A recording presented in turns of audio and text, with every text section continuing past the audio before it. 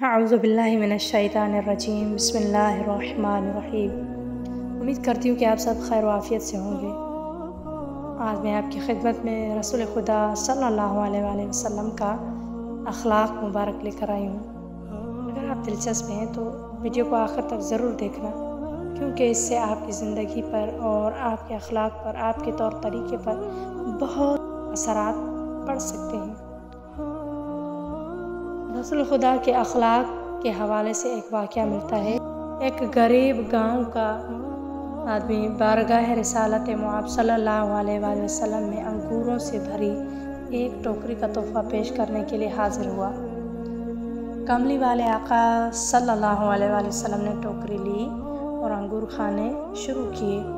پہلا دانہ تناول فرمایا اور مسکرائے، اس کے بعد دوسرا دانہ اور پھر مسکرائے۔ وہ بیچارہ غریب دیہاتی آپ کو مسکراتے دیکھ کر خوشی سے نہال ہو گیا۔ صحابہ سارے منتظر، خلاف عادت کام جو ہو رہا ہے کہ ہدیہ آیا ہے اور انہیں حصہ نہیں مل رہا۔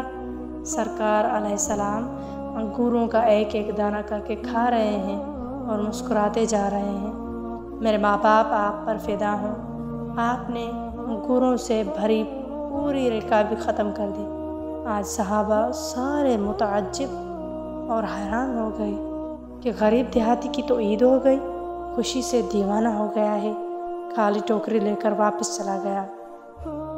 صحابہ نہ رہ سکے، آخر انہوں نے پوچھ ہی لیا کہ یا رسول اللہ، آج تو آپ نے ہمیں شامل ہی نہیں فرمایا۔ سرکار صلی اللہ علیہ وآلہ وسلم نے فرمایا، تم لوگوں نے دیکھی تھی اس غریب کی خوشی؟ میں نے جب انگور چکھے تو پتہ چلا کہ کھٹے ہیں۔ مجھے لگا کہ اگر تمہارے ساتھ تقسیم کرتا تو ہو سکتا ہے تم میں سے کسی سے کچھ ایسی بات یا علامت ظاہر ہو جائے کہ انگور کھٹے ہیں اور اس غریب کی خوشی کو خراب کر کے رکھ دے۔ بے شک میرے نبی کے اخلاق بلند ترین درجے پر ہیں۔ ہاں عزیزان محترم، اس واقعے سے ہمیں یہ ثابت ہوا کہ ہمیں دوسروں کی کسی بھی چیز سے عیب نکالنے نہیں چاہیے۔ ہمیں دوسروں کی محبت کو مد نظر رکھنا چاہیے۔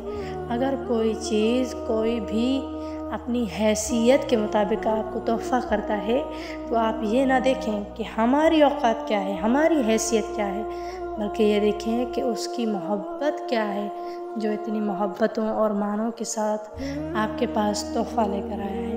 کسی کی بھی انسلٹ نہ کریں۔ ہمارے نبی کریم کا یہ واقعہ ہماری زندگی پر پورا اثر ہونا چاہیے۔ اس سے ہمیں سبق حاصل کرنا چاہیے کہ یا رسول اللہ ہمارے لیے ایک نمونہ عمل ہے۔